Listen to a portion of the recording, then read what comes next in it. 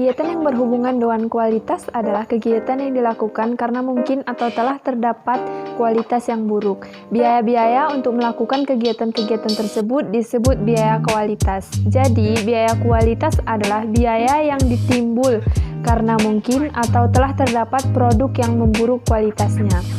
Definisi ini mengimplikasikan bahwa biaya kualitas berhubungan dengan dua subkategori dari kegiatan-kegiatan yang terkait dengan kualitas, kegiatan pengendalian dan kegiatan karena kegagalan. Di sini saya akan menjelaskan biaya pencegahan, biaya penilaian, biaya kesalahan internal, dan biaya kesalahan eksternal. Pencegahan terjadi untuk mencegah kualitas yang buruk pada produk atau jasa yang dihasilkan. Sejalan dengan peningkatan biaya pencegahan, kita mengharapkan biaya kegagalannya turun. Contoh dari biaya pencegahan adalah biaya rekayasa kualitas, program pelatihan kualitas, perencanaan kualitas, pelaporan kualitas, pemilihan dan evaluasi pemasok, audit kualitas, siklus kualitas, uji lapangan, dan peninjauan desain.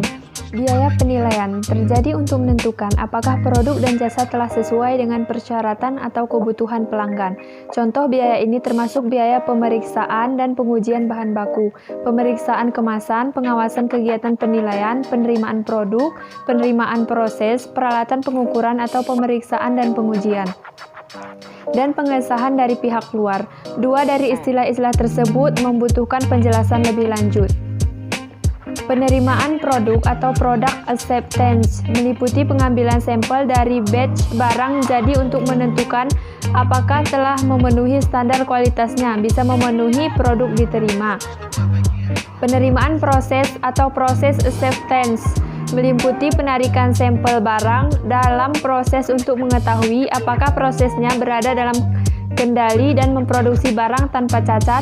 Bila tidak, proses akan dihentikan dan menunggu sampai tindakan perbaikan dilakukan. Tujuan utama dari fungsi penilaian adalah untuk mencegah disampaikannya barang cacat kepada pelanggan. Selanjutnya, biaya kegagalan internal terjadi karena produk dan jasa yang dihasilkan tidak sesuai dengan spesifikasi atau kebutuhan pelanggan. Ketidaksesuaian ini dideteksi sebelum dikirim ke pihak luar. Ini adalah kegagalan yang dideteksi oleh kegiatan penilaian. Contoh dari biaya kegagalan internal adalah sisa bahan, pengerjaan ulang, penghentian mesin karena adanya produk buruk yang dihasilkan oleh mesin tersebut. Biaya kegagalan eksternal terjadi karena produk dan jasa yang dihasilkan gagal memenuhi persyaratan atau tidak memuaskan kebutuhan pelanggan setelah produk disampaikan kepada pelanggan.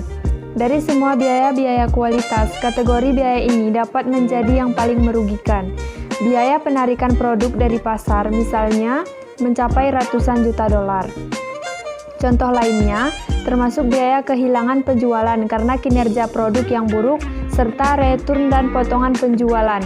Kualitas yang buruk, biaya garansi, perbaikan, tanggung jawab hukum yang timbul, ketidakpuasan pelanggan, hilangnya pangsa pasar, dan biaya untuk mengatasi keluhan pelanggan.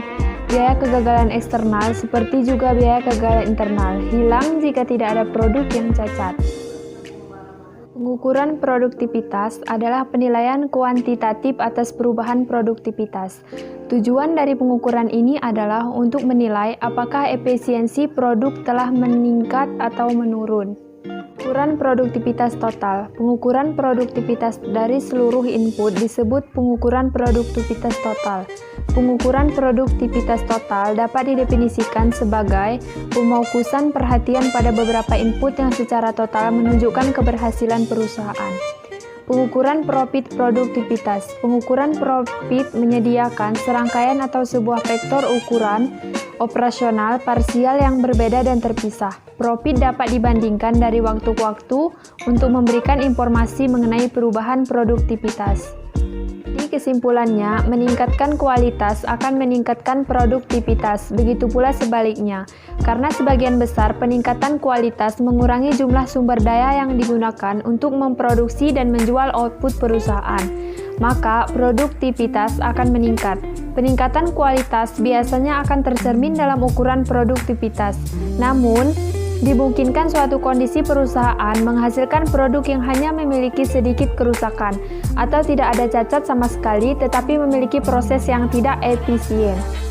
Untuk meningkatkan efisiensi, Proses manufaktur hendaknya didesain ulang dengan proses yang efisien, akan dihasilkan lebih banyak output dengan input yang lebih sedikit.